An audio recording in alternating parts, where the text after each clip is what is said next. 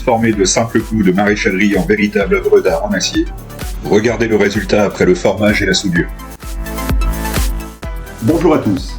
Aujourd'hui, on s'attaque à un projet qui allie récupération, précision et métallurgie d'art. Fabriquer des croix entièrement façonnées à l'aide de clous de maréchalerie, de la déformation manuelle à la pince, jusqu'au pointage et l'arasage des soudures.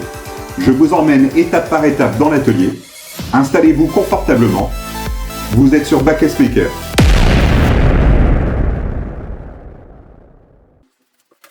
Tout commence sur la table de travail avec nos clous de maréchalerie brute. L'acier utilisé pour les clous de ferrage est très facile à déformer, idéal pour le travail à froid. Avec une simple pince universelle, je viens marquer les premiers angles. Regardez la gestuelle, il faut appliquer une pression constante tout en contrôlant la déformation de la tige.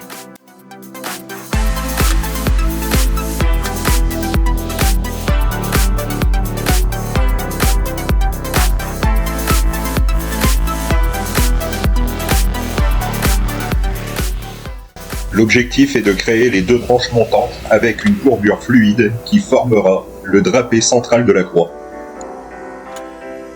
Le secret d'un assemblage réussi réside dans l'ajustement géométrique. Le clou doit épouser parfaitement la forme du précédent.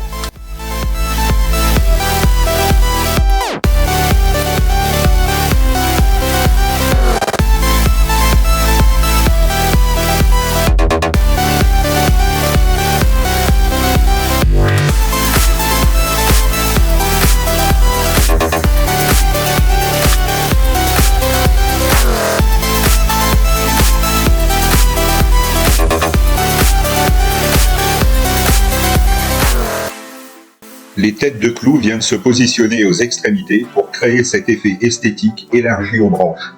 Je façonne maintenant la traverse horizontale en pliant l'acier à 90 degrés. On contrôle régulièrement à blanc sur le plateau pour vérifier l'alignement.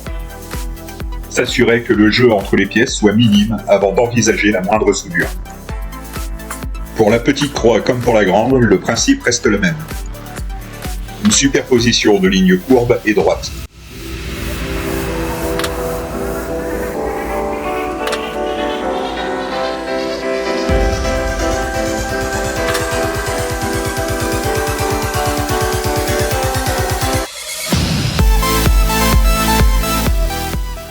Une fois les pièces façonnées et présentées en main, entre la matière brute et le design commence déjà à se révéler.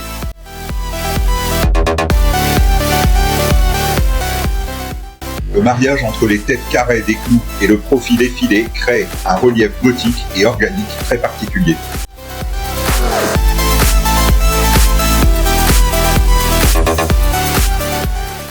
Nous voilà maintenant sur l'établi dans l'atelier. Il est primordial que le métal soit nickel. Une surface propre garantit un amorçage parfait et évite les inclusions, les porosités dans le bain de fusion. C'est à l'étape critique de l'assemblage. Tenir un petit volume sur une table en acier sans qu'il ne bouge sous l'effet de la dilatation thermique, utilise la pince de masse comme étau de maintien.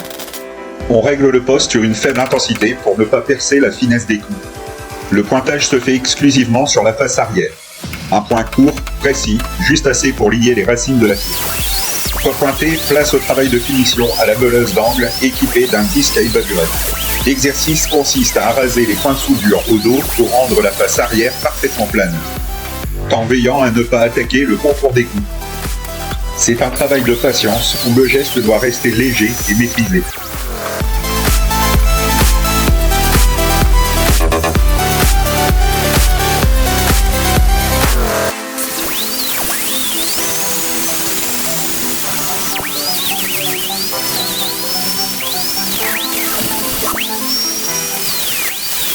Pour parfaire la pièce, on termine avec une passe de lime douce sur les arêtes et un brossage énergique pour raviver l'éclat naturel de l'acier. Les angles biseautés et la fatigue du métal ressortent magnifiquement, donnant à la croix un aspect à la fois brut, médiéval et contemporain.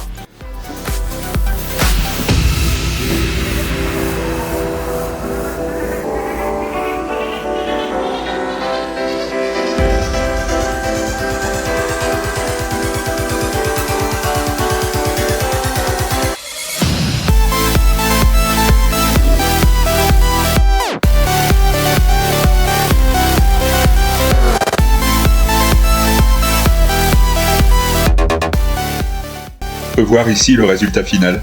Regardez ce contraste saisissant entre le tas de clous de maréchalerie brute et la croix une fois façonnée, assemblée et nettoyée.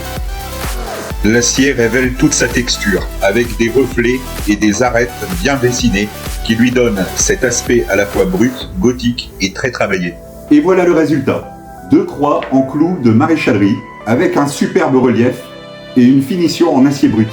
Comme quoi, avec quelques clous, une pince et de la patience en atelier, on peut transformer des matériaux simples en pièces uniques. Si ce tuto vous a plu et vous inspire pour vos propres créations, n'hésitez pas à laisser un pouce, à vous abonner et à activer la cloche. Et dites-moi en commentaire quel objet vous aimeriez me voir fabriquer la prochaine fois. Prenez soin de vous, travaillez bien et à très vite dans l'atelier. C'était Backcasemaker. À bientôt.